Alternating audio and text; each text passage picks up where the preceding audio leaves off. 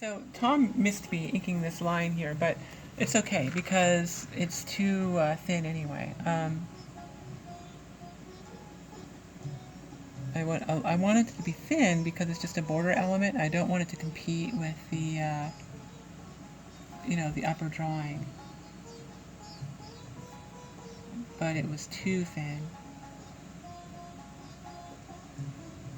So we're going to go ahead and do this lower line, which is going to be heavier because it's underneath, right? Can you talk about rotating and rehearsing? Yeah, so I'm rotating because this is a long line, and I want to have, I want to know which angle to pull it from, so I'm sort of rehearsing the line a little without drawing it, because I'm going to have to use my elbow for this, and probably my hips, right, to get this line in.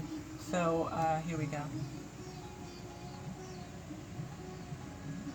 Too thin at the bow bottom, but I'll fix that later. Now here's where I need to be in position.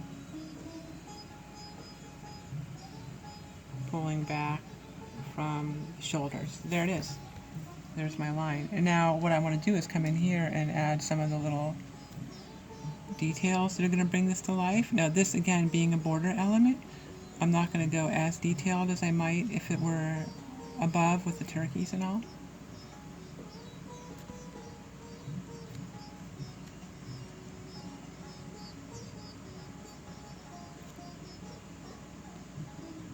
Now, Tom was asking about, what was the question about the pencils?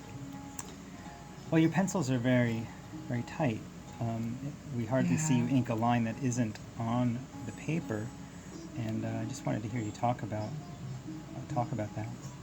Okay, well that actually is perhaps reveals one of my greatest weaknesses as an artist too. I actually have a pretty lousy visual memory, and I can't seem to project the visual element onto the page. I have to see it.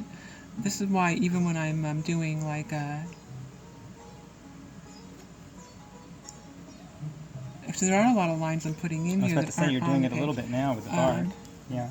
But this thing was experimental. I didn't know what it needed. I'm putting some cross contour lines in to give this thing a little more shape. But as far as the pencil lines being tight, they're also loose. They reflect the style I'm aiming for, I think, obviously. But what I'm really after here is I just need to see it all. That's why they're kind of, what you might call tight.